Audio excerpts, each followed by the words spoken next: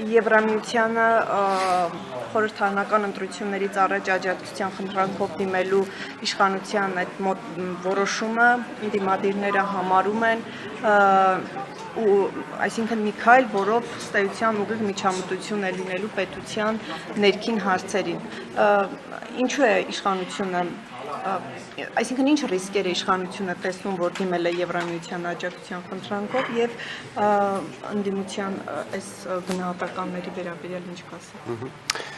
Ընդհանրապես հիբրիդային հարձակումները եւ ապատեղեկատվությունը միայն հայաստանյան խնդիր չէ, կամ միայն Հայաստանը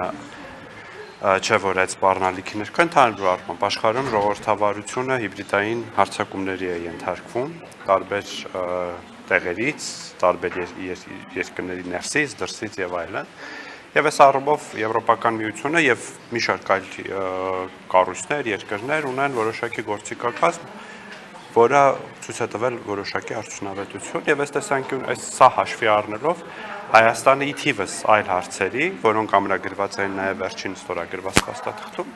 սա եւս մի թեմա է, հարց է, որի շուրջ Հայաստանը պատրաստվում է համագործակցել Եվրոպական միության հետ, որովհետեւ Եվրոպական միությունը ունի այդ գործիքակազմը եւ պատրաստ է այդ գործիքակազմով կիսվել Հայաստանի Հանրապետության հետ։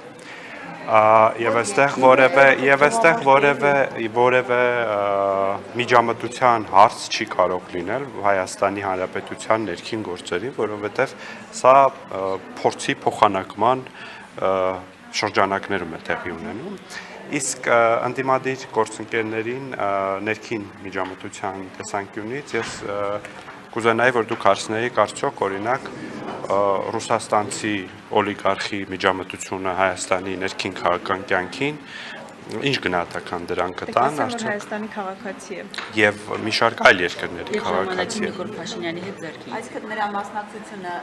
թարապես քաղաքականությանը դա կոչվում է հիբրիդային պատերազմ։ Չէ, ես չեմ ասում դա կոչվում է հիբրիդային պատերազմ։ Դիմադիրները մեզ մեղադրում են Եվրամիությանը երկրի ներքին գործերի մեջ խառնելու, բայց երկրի ներքին գործերի մեջ խառնելու շատ ցցուն վառ օրինակներ ենք մենք տեսնում։ Ճիշտ եք հասկանում, պարոն Խանդանյան, որ հիբրիդային պատերազմ ասած Հայաստանի դեմ որ իրականացում է, դուք դիտարկում եք իշխանությունը նկատի ունեն միայն Ռուսաստան։ Ոչ, հիբրիդային հարձակումները ոչ միայն Հայաստանի դրսից են լինում, այլ նաև Հայաստանի ներսից են այդ հիբրիդային հարձակումների ենթարկվում Հայաստանի ժողովրդավարությունը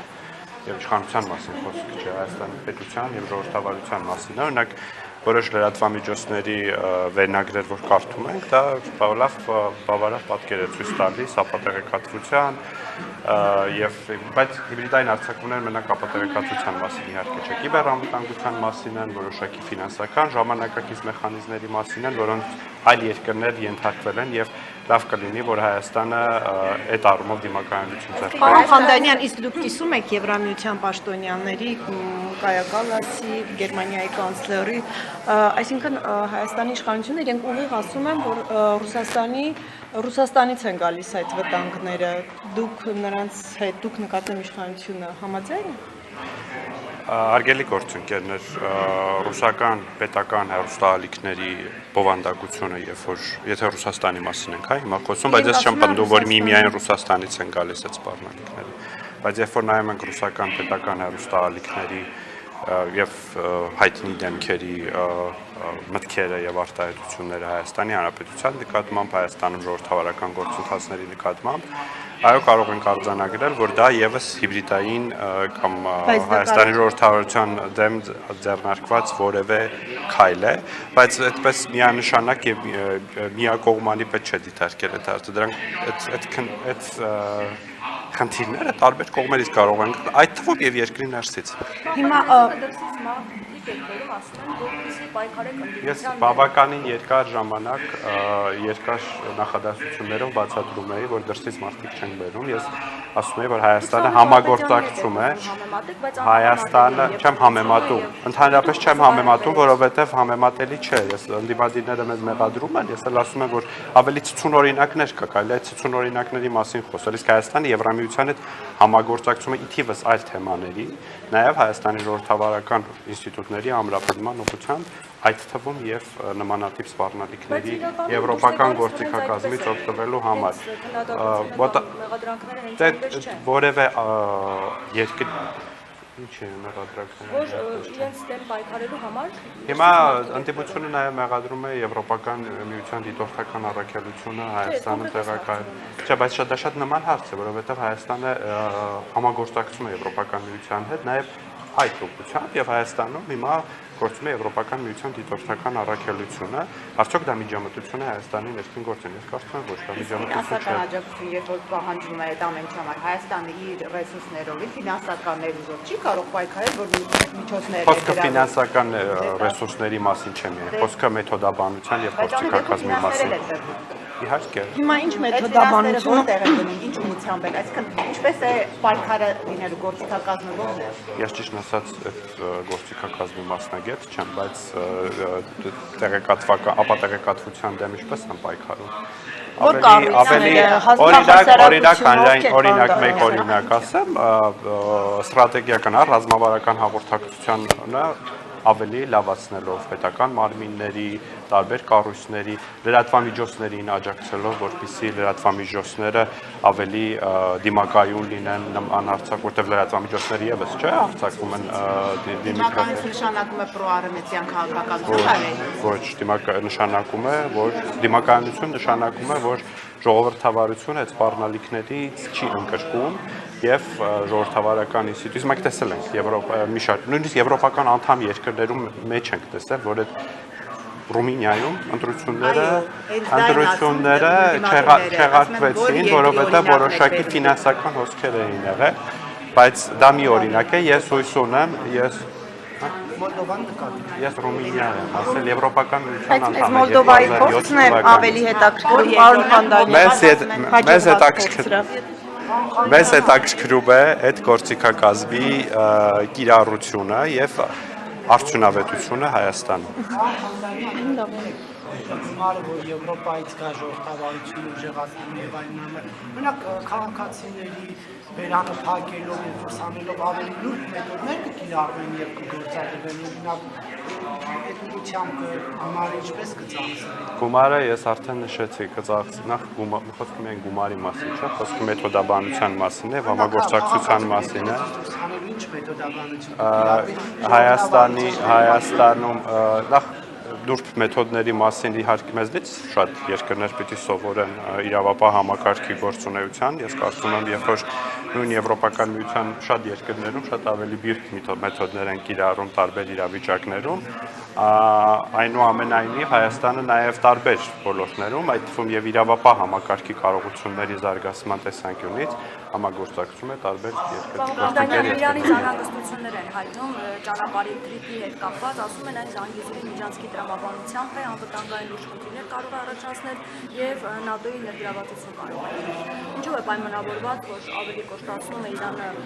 ինչ որոշում, արդյոք նոր մանրամասներ են իհայտ եկել, դրանով է պայմանավորված։ Չէ, որևէ նոր մանրամասն իհայտ չի եկել, թրիփը շարունակ ինչպես կա, շարունակում է մնալ ենթակառուցվածքային նախագիծ, եթե կուզեք նաև որոշառմը բիզնես նախագիծ, այն հայ-ամերիկյան երկկողմ նախագիծ է, այդ նախագծում որևէ անվտանգային բաղադրիչ չկա, դրա նպատակն է Հայաստանում ենթակառուցվածքների զարգացումը, նաև տարածաշրջանային ապաշրջափակման համատեքստում։ Իրանի մեր գործընկերների հետ միշտ տարբեր մակարդակներում հաղորդակցություն կա, դուք հիշում եք նաև, որ ավելի վաղ շրջանում, երբ որ նախագիծը նոր էր ներկայացվել Իրանի արտգործնախարարը եւ այլ պաշտոնյաներ հանդես եկան հայտարարություններով ասելով, որ իրենց անհանգստությունները փարատված են եւ եթե լինում է որևէ անհանգստություն օպերատիվ կերպով Հայաստանի Հայաստանում չի կարող լինել ՆԱՏՕ-ի ներկայություն, որովհետեւ նախ Հայաստանը որևէ հավակնություն չունի ՆԱՏՕ-ին անդամակցելու, Հայաստանը ունի որոշակի շրջանակ համագործակցության ՆԱՏՕ-ի հետ, որը չի ենթադրվում որևէ կերպ ՆԱՏՕ-ի ֆիզիկական ներկայությունը Հայաստանի Հանրապետությունում ու ընդհանրապես թրիփի համատեքստում դրա մասին խոսելը կարծում եմ նպատակահարմար չէ, որտեղ թրիփը նորից եմ կրկնում ենթակառուցվածքային նախագիծ։ Պարոն Խանդանյան, այսինքն անհանգստացած չէ Իրանից հնչող այս գնահատականներով, նկատի ունեմ իշխանությանը չի անհանգստացնում Իրանից հնչող այս գնահատականները։ Չէ, մենք Իրանի մեր գործընկերների հետ մշտապես կապի մեջ ենք եւ երբ որ լինում են նման անհանգստություններ, ակտիվ քննարկում ենք այդ հարցերը եւ փարատվում են։ Նույնիսկ խորհրդարանական մակարդակում նախորդ շաբաթ գործընկերս Իրանից պատգամավորների էր հյուրընկալել եւ նաեւ այդ թեմաներն են քննարկվել։ Այստեղ ես որևէ անհանգստանալու բան չեմ տեսնում։ Բայց եթե փարատում եք, ինչու են շարունակում խոսել, պարոն Խանդանյան։ Եղել է հայտարարություն եւ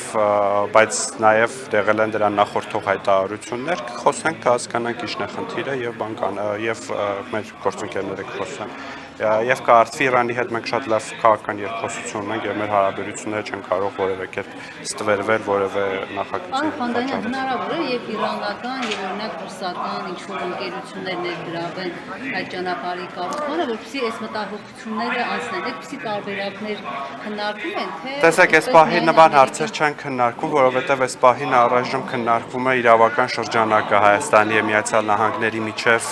պայմանագրի եւ կոնսորցիումի ստեղծման վերաբերյալ,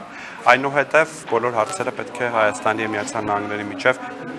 կոնկրետ TRIP նախագծի վերաբերյալ կոնսենսուսով որոշվել, բայց նաև նշեմ, որ Իրանը այլ ենթակառուցվածքային ծրագրերում ներգրավված է Հայաստանում, օրինակ Սյունիքի մարզում հյուսարավ ճանապարհի շինարարության մի հատվածում, դե Ռուսաստանը էլ չասենք, որ վաղուց է ներգրավված Հայաստանի ենթակառուցվածքային նախագծերում նկատի ունենալով Հարավկովկասյան երկաթուղիներ ընկերության կոնցեսիան Հայաստանում, ուստի այս առումով ես կարծում եմ մեր գործընկերությունը տարբեր մեր բարեկամ եւ ռազմավարական գործընկեր երկրների հետ բալանսավորված է։ Պարոն Խանդանյան, եկելի հարց եմ տալիս։ TRIP-ի հետ կապված Ռուսաստանն ասում է, որ պատրաստ են քննարկել Թրամփի նախաձեռնության պարամետրերը Մոսկվայի հնարավոր մասնակցությունն այս նախագծում։ Նախ ինքնին ասել ինչպես է Ռուսաստանի ներկայությունը հնարավոր եւ ռուսական կողմը նաեւ նշելով, որ Հարավկովկասյան երկաթուղի իրենց դուստր ընկերությունն է, ակնկալիք ունեն ըստ էության, որ պետք է TRIP-ի երկաթուղի հետ կապված են իրենք մասնակցություն։ Դե քիչ առաջ պատասխանեցի TRIP նախագիծը երկկողմ նախագիծ է Հայաստանի եւ Միացյալ Նահանգների միջև բանակցություններ ընթանում, հետագայում որևէ կողմի, որևէ ընկերություն լինի, պետություն լինի, դրա ներգրավման հարցերը հետագայում են քննարկվելու ինչպես խաղաղության Վաշինգտոնյան հռչակագրում է նշված կողմերի համաձայնությամբ, այսինքն կոնսենսուսով։ Ինչ վերաբերում է Հարավկովկասյան երկաթուղիների Հարավկովկասյան երկաթուղիների բալանսում գտնվող երկաթուղիները հստակ են եւ նոր կառուցվող Հայաստանի հարավով երբ որ կառուցվի նոր երկաթուղին, այդ երկաթուղին բալանսում չէ եւ ենթադրաբար TRIP ընկերությունն է երկաթուղի շահագործումը։ Ես դա հավանական չեմ համարում, որ դա կարող է գտնվել բալանսում։ Այսինքն համաձայնությամբ պետք է գործի ԱՄՆ-ի հետ։ Իհարկե, Հայաստանի դիրքորոշումը որն է այս հարցում։ Որ հարցում։ Ռուսաստանի Դա պետք է, գիտեք, դա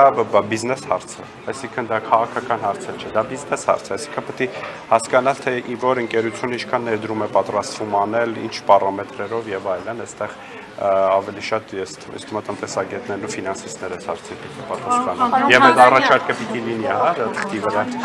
Գումարը երբ են տալու եվրոպացիները այդ 12 միլիոնի։ Ես չգիտեմ ճիշտն ասած, դա չեմ կարծում այդպես մեկ բանկային փոխանցմամբ գումար են փոխանցել։ Դա ինչ-որ գուցե դասընթացներ լինեն, գուցե ձեր համար ինչ-որ նաև ձեր ինչպես ասացի լրատվամիջոցների հասարակական կազմակերպությունների ներգրավվածություն լինի, այսինքն դրանք ծախսվելու են գուցե դրանք որոշակի ծախսերի համար նախատեսված միջոցները, որը Եվրամիությունը ցանկանում է դա, բայց թե դա ինչպես է փոխանցվելու դրա մասին։ Պարոն Խանդանյան, վարչապետը ասում է, որ TRIP-ը պիտի գործարկվի մոտավորապես առաջին 6 ամսակի սկզբին, մոտավորապես եկող տարի, բայց քանի որ այդքան անպարզ բաներ կան։ Վարչապետը չի ասել, որ կգործարկվի, վարչապետը ասել է, որ մենք ակնկալում ենք, որ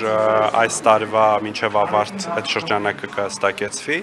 երկրորդ մյուս տարվանից արդեն կսկսվի նախագծումը եւ հետո շինարարությունը, այսինքն գործարկումը դեռ ավելի ուշ։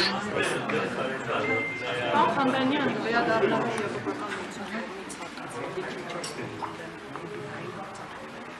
Եվրոպական միությունն կա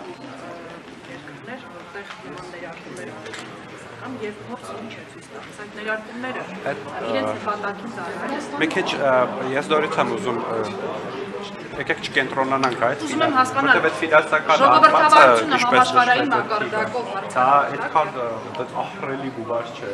Նա չափը կասեք։ Տարել է շուրջ տալու Հայաստանում եւ օրինակ որոշ լրատվամիջոցներ կամ որոշ լավ լրատվամիջոցներ օրինակ չվեն, որոշ բլոգերներ անձին սկսելու են ժողովրդավարության պաշտպանության խոսել, հա, դա մեխանիզմը մենք այդպես ենք պատկերացրել, այդպես չի լինելու։ Կա ավելի շատ մեթոդաբանություն, կանոններ, թե ինչպես կազմակերպել ավելի լավ ռազմավարական հաղորդակցություն, ինչպես ավելի դիմակայուն դարձնել բանը ֆինանսական համակարգը, բանկային համակարգը, որտեղ հիբրիդային հարձակումների իրականացման ժողովրդավարական համակարգը, ֆինանսական համակարգերը Դե կա այդ գործիքակազմը Եվրամիության անդամ երկրներ, հենց անդամ երկրներում կա նման փորձառություն, կուտակել է նման փորձառություն Եվրամիությունը եւ պատրաստ է իր գիտելիքով փոխով կիսվել մեզ հետ։ Եվ նաեւ որոշակի ֆինանսական Ասում եք Հայաստանը ժողովրդավարության բաստիոն է, կարող մեր ժողովրդավարությունը արտահանեք եւ Թող Աստված ձեր ձայնը լսի եւ շատ երկրներ եւ կարծում եմ նաեւ Հայաստանի օրինակը կարող է եղել է օրինակ այլ երկրների տարբեր շրջանակների համար։ Մեզ փող որևէ մեկը չի տվել ժողովրդավար դառնալու համար, Հայաստանի ժողովուրդն է այդպես որոշել։ Անխանդել ներողություն, որ ինչ օրինակ մենք կարող ենք արտահանել ժողովրդավարության առումով Եվրոպայինակ Փարիզի Աստվածամոր տաճարից ինչպես քաղաքացու բերանը փակած դուրս անելը, հա։ Ես խորհուրդ կտամ ձեզ երբեմն նայել օրինակ Ֆրանսիայում բողոքի ակցիաները եւ ոստիկանության գործողությունները եւ հետո նայել Երևանում բողոքի ակցիաները եւ ոստիկանության գործողությունները եւ գտնել տարբերությունները, հետո այդ թեմայի շուրջ միասին կզրուցենք։ Ժողովրդավարության պաշտպանությունը իր գործիքակազմիկ իրավունք Ժողովրդավարություն, երբ որ պետականությունը, պետության անվտանգությունը սասանվում է, իհարկե համապատասխան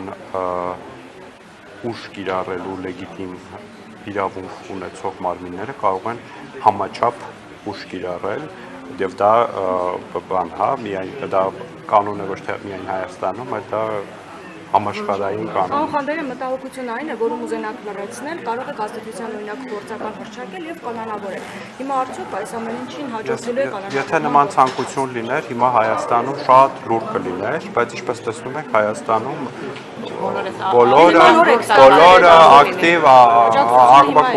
բոլորը ակտիվ աղմկում են եւ ես չեմ իսկապես անկեղծորեն չեմ հասկանում այս աժիոտաժը Եվրամիության, օրինակ, երբ որ Միացյալ Նահանգների հետ կիբերանվտանգության, նաև կիբերանվտանգության եւ արհեստական բանականության համագործակցության վերաբերյալ հուշագիր ստորագրեց Հայաստանը, փոխհմբռնման հուշագիր, նման ակտիվություն եւ աժիոտաժ չկար, բայց դա էլ է եւս նման գործիքակազմի ընդհանրում, որ կիբերանվտանգության տեսանկյունից Հայաստանի դիմակայունությունը բարձրացնելու համար։ Պարոն Ղադանյան, քիչ առաջ Հայկ Մամիջանյանն ասաց, որ Եվրամիությունը այս գումարը փոխանցելով կանաչ լույս է վառում իշխանությունների առաջ, ընտրություններից առաջ, հնարավոր բռնաճնշումների համար, աչք փակելու համար եւ այլն կեղծիքների առաջ աչք փակելու համար, ինչ կասեք։ Հարգելի գործընկերներ, արդեն 7 տարի է բոլորը փորձում են համոզել, որ Հայաստանում ժողովրդավարական process-ն է, բոլորը չէ, ձեր նշած ընդդիմադիր շրջանակները, որ Հայաստանում ժողովրդավարական փոփոխությունները տեղի են ունենում դրսից թելադրանքով եւ այլն, եւ ամեն տարի Հայաստանի ժողովուրդը հակառակն է ապացուցում, ուստի անիմաստ է նման բանի անդրադառնալ եւ երբ որ մենք օրինակ այլ երկրների փորձը ուսումնասիրենք, որոնք ունեցել են եվրոպական ձգտումներ եւ տեսնենք, թե Եվրոպական միությունը, Միացյալ Նահանգները որքան գումարներ են ներդրել այդ երկրներում տարբեր ինստիտուտների զարգացման տեսանկյունից եւ համեմատենք դա Հայաստանի հետ, ապա Հայաստանը շատ էականորեն զիջում է այդ երկրներին, գրեթե 0-ի է ձգտում։ Նկարագրվել եւ հիմնավորել են, որ օգնություն են ուզում արտաքին։ Դուք ամեն օր չեք հետևում Հետևում եմ, լրատվությանը։ Ես կարող եմ տվել, բայց դուք տվեք։ Հայաստանի Հանրապետության համար է եւ Հայաստանի Ռուսաստանի մասին եմ խոսում։ հարգելի գործընկերներ, ես Հայաստանի Հանրապետության ազգային ժողովի պատգամավոր եմ եւ խոսում եմ Հայաստանի Հանրապետության մասին։ Հայաստանը չի կարող իր հարցերը Կարող է, լուծել, որ կարող դիմում է։ են Եվրամիության եւ այսպես ասենք կոպիտ ասած տղա է բերում։ Բա մեր ինքնիշխանությունը ինչ է։ Հիմա մենք նորից ենք սկսում մեր ասուլիսը, որովհետեւ այս հարցերին Կներեք, ես բավականին հիշում եմ, երկար անդրադարձել եմ եւ Եթե շատ խնդրում եմ կարճ հետ տվեք եւ Երկու նորից սպառնալիք անդրադարձեք։ նկարագրեք, խնդրում եմ։ Երկու սպառնալիք։ Նայրա Զորաբյանն ասում է, Բասի հարցա տվել։ Երկու սպառնալիք։ Ապատեղեկատվություն, օրինակ բացեք մի քանի լրատվամիջոցի հիմա այս միկրոֆոնները տեսնում եմ YouTube-յան ալիքները եւ իրենց վերնագրերը կարդացեք ու դա կարդում են մեր քաղաքացիները Բացեք չեք գտնի։